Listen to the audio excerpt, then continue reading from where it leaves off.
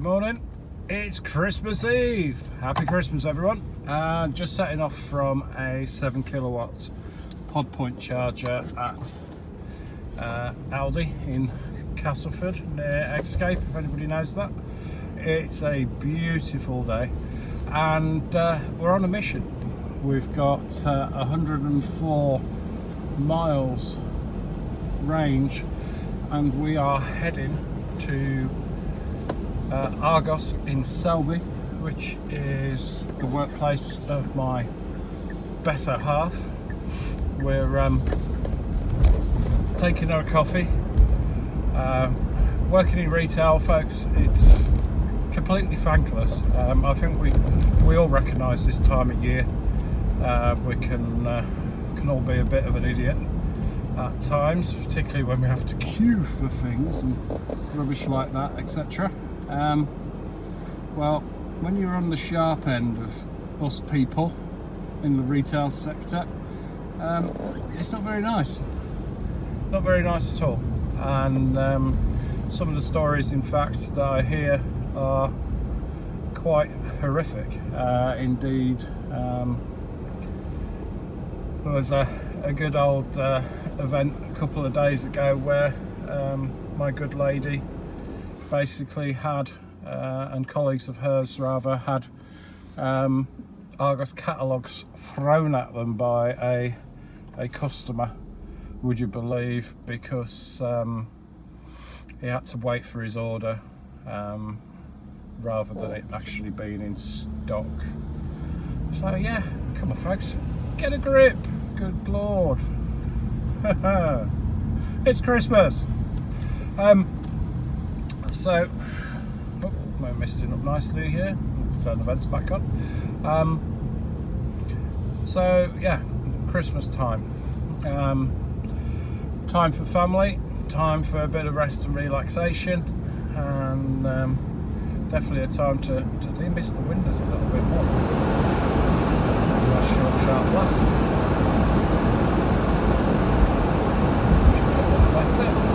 Oh, I need to get that out of the picture as well. Sorry about this, folks.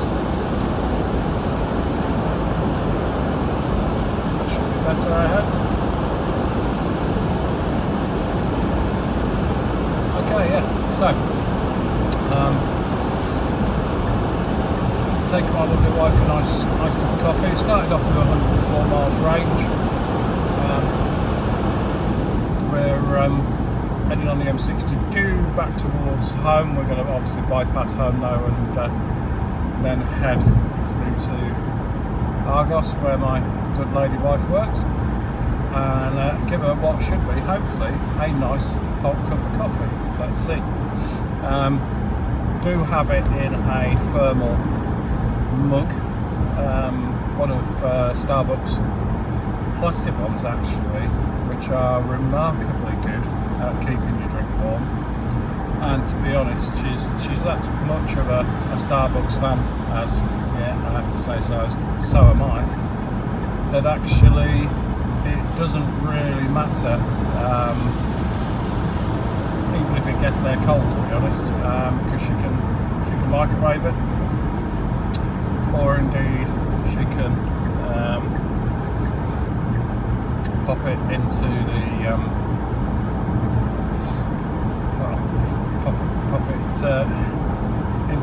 into the chiller even, and even have it cold later on. But more often than not, or more likely than not, she's actually going to drink it at the temperature it is when it gets there, because she'll be probably just that desperate for a bit of a coffee fix, particularly on a Christmas Eve morning. So for those of you who don't know, I live in I guess some people will call it East Yorkshire, but it's really North Yorkshire. In fact, we're right on the borders of North, South, East and West Yorkshire. We're about 6 miles south of Selby, so not too bad a journey now, and the roadworks are complete, so this will be my first time going over the A19 as well. And what's going on here, for crying out loud? Good lord, why don't people plan ahead, eh? Instead of just basically just dawdling along in the middle lane. Oh, it's quite all right. Nobody will run into the back of me. I'll just wait my moment for pulling across, shall I? Good Lord. Yeah. So sorry about the bit of direct sunlight at the moment. That will obviously change as we start heading north. At the moment we're heading east on the M62. But as you can see, some beautiful blue skies here. Temperature's 2 degrees. We're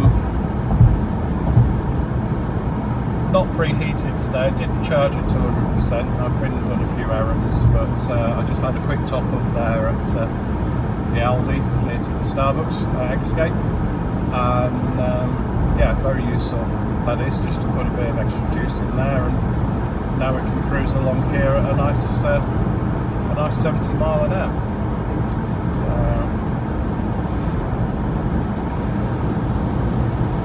So yeah, so it's been an interesting start for Ioniq travels. It's been, gosh, quite remarkable really, with nearly 4,000 views on the videos, and really hoping to expand this again in the new year by doing tests on other cars as well. I've got a dealer who's willing to loan me Kona electric as soon as they get their demonstrator in, which is fantastic. I've got a local Kia dealer as well, so I'm looking forward to borrowing their Nero electric as well. Be interesting to see what impact a bigger kilowatt battery pack would have. And of course we're all holding our breath to see what the 2019-2020 Ioniq electric will hold for us. There's some interesting spy images starting to come through of different headlight and daytime running light design, which I have to say looks really nice from what I can see through the cladding that is applied to the car to camouflage it. I'm really hopeful, and having seen what's happened with the Kia Niro, and more so with the Kia Soul actually, because there's some platform similarities I believe between the Soul and the Ioniq. I'm really keen to see if they do actually make the Ioniq a 40 or even 64 kilowatt battery pack. That will be amazing, and anyone that knows me will tell you I'm a complete and utter Tesla nut. I absolutely love it. I think I've probably seen virtually every video about the Model X and the Model S, less so the Model 3 I have to say, because it's, I don't know, it's just not for me, I think, the Model 3. But I'm an absolute Tesla nut, and that is the dream car. But I have to say, having had the Ioniq, as Tesla Bjorn said in his videos, if you can't afford a Tesla, get this. Absolutely, get this. It is the most amazing vehicle going. It really is. So if they put a comparable battery pack in an Ioniq to a Tesla, and they put the lane follow assist as well as the LCAS system, which is a form of auto steer which helps you stay in lane on motorways. You do have to keep your hand on the steering wheel, I should add though, in order to make sure it doesn't alarm at you every 10 seconds. Then basically that is the Tesla killer. Everybody's saying about the I-Pace. I've driven the I-Pace, beautiful looking car, not enough space in it.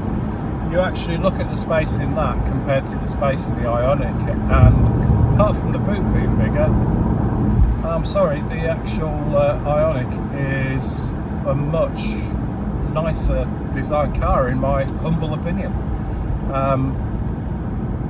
In terms of space, comfort, you know, the Ioniq is absolutely brilliant. The only thing I would say is if you like a slightly higher up driving position, then actually the the Jaguar might be slightly better. It does have a slightly bigger boot. Yeah, I accept that. And as far as the acceleration goes, I actually think you feel the acceleration more on paper. Definitely the Jaguar is quicker, and it does handle incredibly well with the air suspension on a circuit. I was lucky enough to do a Jaguar experience day, and you will find a video of that elsewhere on my channel, of the bits that I could actually take video of. You know, I think the whole, if you've got 70 odd grand to spare, and for 70 you'd probably read 80 or even 90 with all the extras like the nice leather seating. You get nice leather seating in an Ioniq already. If you go for the premium version as a hybrid. Are we going to get a wave? No, we don't get a wave. Boo! Yeah, apart from the yeah, if you're gonna get a Jag I-Pace, then you've got to put up with the compromise of having to purchase a lot of extras, because it's not cheap. And if you want the nice big alloy wheels rather than the spindly alloy wheels that basically come as standard with the car, and to be honest they're not nice, then you really have got to go for, you know, the sort of 78-90,000 pound sort of bracket of price really for this vehicle. See whether we can get past here. No, I've got something coming the other way, which is a shame. And there's no way I can see past this to get around, as you can see, but this will be a good example of the overtaking in sport mode of the Ioniq once I get a clear view, providing traffic's kind to me. So yeah, if you're going to spend 80 or 90 grand and you're happy carting around the weight of a 90 kilowatt battery and having the poor aerodynamic performance that it has, if you're happy doing that and spending that amount of money, then great, good luck to you. But what I would say is that I would rather have a slightly bigger battery in this, and I would stick with this. I really would. Now if somebody offered me a Tesla Model X, now that would be completely and utterly different, I would have to say. And basically that absolutely is the pinnacle of acceleration. That was sport mode, by the way. Got us past that lorry nice and easily, although he wasn't very keen on hugging the left hand side there, was he? I know he had a slight overhang, but there's no road signs that side, so I think he'd just been a bit awkward, to be honest. So yeah, anyway, happy Christmas. Have I mentioned it's Christmas Eve? Yes, I've mentioned it's Christmas Eve. So yeah, if somebody gave me a Tesla Model X, I would definitely not say no, or a Model S for that matter. I think they're stunning vehicles. Model 3, I've been sighting the one down in London. Again, there's images of that, and I can put together, the images aren't great, I have to say, I can put together a short video on that, but I have to say the build quality on the Ioniq is much better than what it is on the Model 3. So yeah, if they actually do put a 60 kilowatt 64 kilowatt battery in here, then this is the Tesla killer, if there is such a thing. But let's see what they do. One thing that was very good, which I want to mention, is the fact that you guys actually sent ideas to me of what you would like in the forthcoming Ioniq, and did that as a form of a poll about 2 weeks ago. I am actually going to write to the chairman of Hyundai UK and give the results across of actually the poll that I did, and thank you to Martin Jews for giving me the idea of actually sending that to the chairperson of Hyundai UK, and also giving me the email address as well. So yeah, thanks Martin. Whilst I'm on as well, what I would like to say is, if there's any of you out there that basically are interested in the Ioniq electric, can I really highly recommend the Hyundai Ioniq electric group on Facebook. The administrators there are absolutely spot on. Bob Cook especially, it's a really nice group to be in. There's plenty of people on there, very, very friendly, very helpful. You do get the odd naysayer, as they say. You do get the old moaner about electric highway, ecotricity, etc. On there, and to be honest, yeah, we all have a moan about chargers that get broken and not repaired, and we all have a moan about electric highway and their lack of investment. And you know, that happens, that's what people do. But I have to say, in the main, in the majority, you know, this is a really helpful group. So if you're considering buying an Ioniq, or if you are considering or you've got an Ioniq already, then absolutely I would recommend this group, 100%, no two ways about it. Very friendly, very helpful, yeah, spot on. They've helped me no end before I got my Ioniq, and since I had it as well. You know, and you get the odd little thing and you sort of think, oh, how does that work, I wonder. And now I can pay something back, hopefully through these videos as well, to just sort of actually show people some of the characteristics and traits of the Ioniq electric as well. Oh, here's a new EV just ahead here. This could be the new Dyson electric vehicle, could it? Let's have a look. No. Well, I don't think it's the new Dyson electric vehicle anyway. Yeah, interesting. It's quite funny, my daughter also works in retail, my eldest daughter, and she was telling me about somebody that has one of those mobility scooters, and you would think, that's fantastic, help people who've got disabilities to be able to get around. And absolutely, I couldn't agree more. But what was really interesting was that actually it's used as a getaway vehicle by this particular individual, as their frequent shoplifter. And yeah, mobility scooters and the baskets and the shopping bags and panniers that they can put on them, yeah, it gets used as a getaway vehicle. You wouldn't think it, would you? But hey, there you go. So we're nearing the outskirts of Selby now. Definitely much better now the roadworks are done there to get our journey up here. I hope you've enjoyed the journey. I hope you've enjoyed a bit of the sunshine today and the blue sky.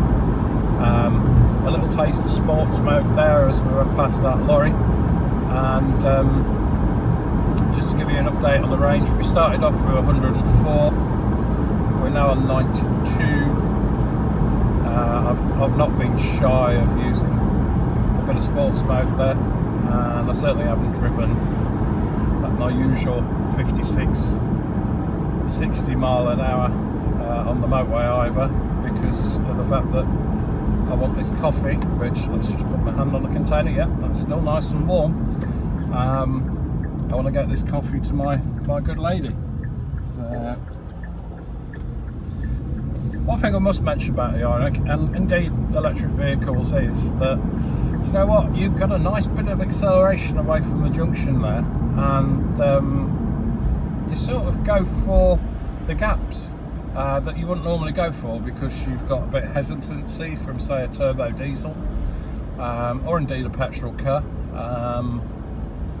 My wife's got a Volvo XC60, beautiful car, but that still has a little bit of hesitancy compared to the instant torque you get with an electric vehicle.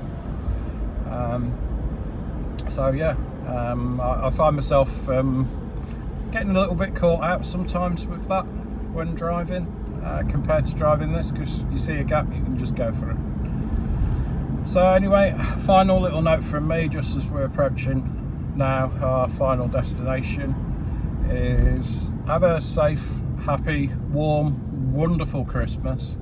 I hope you enjoy these videos. Please, over the Christmas period, if you're bored and you want something to do, feel free to go onto the Ioniq Travels site, and indeed feel free to subscribe and like the videos. And you know, it's been amazing so far. There's been some brilliant positive comments from people as well, which is really encouraging me to do more videos as we get into the new year. And yeah, finally, just have a happy Christmas as I reach my destination here and I do my coffee delivery duty. Okay, take care everyone, bye bye.